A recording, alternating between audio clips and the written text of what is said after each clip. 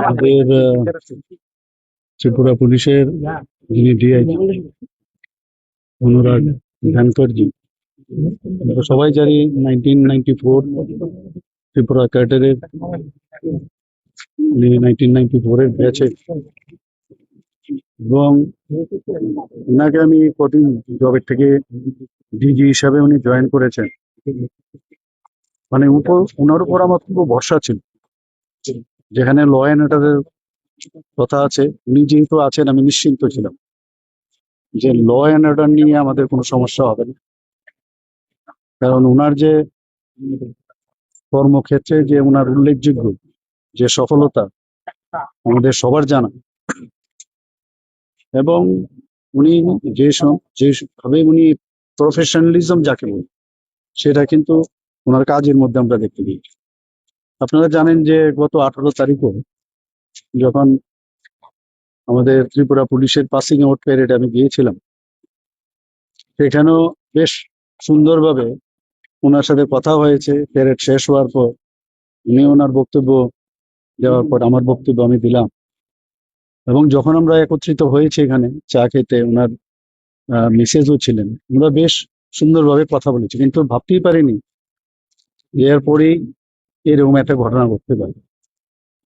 গতকাল তখন আমি একটা মিটিং এ ছিলাম, যখন একজন সিনিয়র পুলিশ অফিসার আমাকে বললেন, স্যার এরকম এরকম ঘটনা হয়েছে, সাথে সাথে আমি এবং আমাদের চিফ সেক্রেটারি মহোদয় এবং অন্যান্য যারা সেক্রেটারিরা রয়েছেন, সবাই আমরা সেখানে দৌড়ে গেলাম।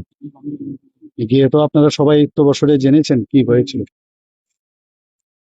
এবং ওনার অফিসের মধ্যে গিয়ে যা জানলাম, এবং তখনও উনি বাথরুমে, সেই বাথরুম থেকে তারপর ওয়েট করছিল সবাই যে ফরেনসিক টিম আসবে। ফরেনসিক টিম আসার পরে, কারণ তারা ফরেনসিক টিম না আসলে কিন্তু ওখানে কিন্তু যে ওনাকে যে হ্যাঙ্গিং অবস্থায় উনি ছিলেন তাকে নামানো যায় না, সবাই জানে। ফরেনসিক টিম আসার পর যখন ওনারা ওনাদের হাতে নিলেন, তারপর আমরা বেরিয়ে আসলাম। এবং সত্যি আজকে অত্যন্ত একটা এমন একজন ব্যক্তি যার উপর ল অ্যান্ড অর্ডার সারা ত্রিপুরা, এবং আপনারা জানেন উনি আসার পর থেকে ত্রিপুরা ল অ্যান্ড অর্ডার নিয়ে আমরা খুব গর্ববোধ করতাম। সব জায়গায় বলতাম যে Tripura law and order situation ভালো ভালো, এবং অত্যন্ত সজ্জন ব্যক্তি ছিলেন। এবং ওনার সাথে আমার যখনই কথা হতো, একটা কোর্ডিয়াল টক হতো। লাস্ট টক হয়েছিল ওই যে 18 তারিখ, আপনারাও ছিলেন অনেকে হয়তো সেদিন। এই তো লাস্ট দেখা এবং কথা। তারপর তো এরকম একটা ঘটনা ঘটলো, মানে ভাষা নেই কোন ভাষায় এরকম একটা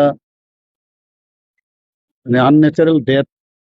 এবং গতকালও আমরা যা শুনলাম যে ইয়ে আসলো, আপনার প্রিলিমিনারি যে আমাদের পোস্টমর্টম রিপোর্ট, সেখানে বলা হয়েছে ফাঁসি দেওয়ার কারণেই ওনার মৃত্যু হয়েছে। বাকি তো আপনারা সবাই জানেন, ওনাকে রিসাসিটেশনও করা হয়েছে, হসপিটালে পাঠানো হয়েছে, ডাক্তারবাবুরা চেষ্টা করেছে যা করে, যা স্টেপস অনুযায়ী। সত্যি আজকে ওনার যে স্থানটা আমার মনে হয় না এইভাবে কেউ আর পূরণ করতে পারে। এটা মানে একটা সরকার চালাতে গেলে একটা ফিল গুডের যে একটা অবস্থা ছিল না, উনি আমার সাথে ছিলেন বলে নিজেকে খুব আমি সবসময় একটা সুন্দর একটা সিচুয়েশনে আমি নিজেকে ফিল করতাম যে আমি যেহেতু উনি আছেন সমস্যা হবে না। কিন্তু কি করবো, এখন পোস্টমর্টমের আর একটা রিপোর্ট আরো যেসব আসে, প্রিলিমিনারি রিপোর্ট তো এসছে। আমাদের যারা অফিসাররাও আছেন, চিফ সেক্রেটারি থেকে আরম্ভ করে সমস্ত অফিসাররাও অত্যন্ত দুঃখিত, মানে দুঃখিত, আপনারা সবাই দেখেছেন। এবং মানে সবার মুখে কোনো কথা নেই, কোনো শব্দ নেই, কিভাবে ব্যক্ত করবে ওনার সকালে কিভাবে চলে যাবে। এখন কথা হচ্ছে, আপনারা সবাই জানেন যে এই বিষয়ে আমরা কিছু বলার মতো অবস্থা এখন নেই। এবং আমি মনে করি যে আজকের দিনে ওনার পরিবারের পাশে দাঁড়ানো খুব প্রয়োজন। এবং ভগবানের কাছে প্রার্থনা করি যে ওনারা, আমরা তো হারিয়েছি কিন্তু পরিবাররা সবচেয়ে বেশি হারিয়েছে। এবং ভগবানের কাছে প্রার্থনা করি ওনাদের যেন শক্তি দেয়, এই যে ইরিপারেবল লস হলো সেটাকে সহ্য করার ক্ষমতা। এবং ভগবানের কাছে আমি এটাও বলবো যে ওনার আত্মার সদ্গতি আমি কামনা করি, ওনাকে আমি শ্রদ্ধাঞ্জলি দিয়ে এই কথাগুলোই আমি। পুরো তদন্ত বিষয় কি তদন্ত কমিটি রাজ্যকে হাইকোর্টের চিফ জাস্টিসকে দিয়ে তদন্ত এরকম কি দেখুন, এইগুলো তো আইন অনুসারে যা যা করার আমরা করবো। আইনের বাইরে তো আমরা কিছু, আইন যেটা আছে সেটাই আমরা। তার মানসিক স্থিতি সম্পর্কে কি আপনি কিছু জানতে যে কেন তিনি এইরকম রাস্তা অবলম্বন না না, আমি তো বললাম তো, গত পরশুদিনও ওনার সাথে আমি কথা বললাম, আপনারাও দেখেছেন, খুব হাসি খুশি সব কিছু। এবং এগুলো তো বলা যায় না কখন কি কোন জায়গায় কার মাথার মধ্যে কোন বিষয় নিয়ে আসবে, ভেরি টাফ। পোস্টমর্টম তো এমনি হবে, পোস্টমর্টমের পরে কি কি কারণে হলো, দিস ইজ ভেরি ডিফিকাল্ট এই বিষয়ে পার্টিকুলার। পরিবারের মানুষের সঙ্গে কথা বলেছিলেন? ওনার সাথে তো কালকেও দেখা হয়েছে, আমি যখন ওখানে গেলাম উনিও আসলেন, ওনার মিসেস ছিলেন, কালকে ওনার ভাই এসছেন। তো ভাই আসার পরেই ডিসিশন হলো আহ, কোথায় কি করবে না না করবে। তো আজকে ফ্লাইট যেহেতু লেট ছিল, যে ফ্লাইটটা এসছে আমি শুনলাম যে ফুয়েল রিফিল করার জন্য লেট হয়েছে, এই কারণে এই সময়টা আমরা পেয়েছি।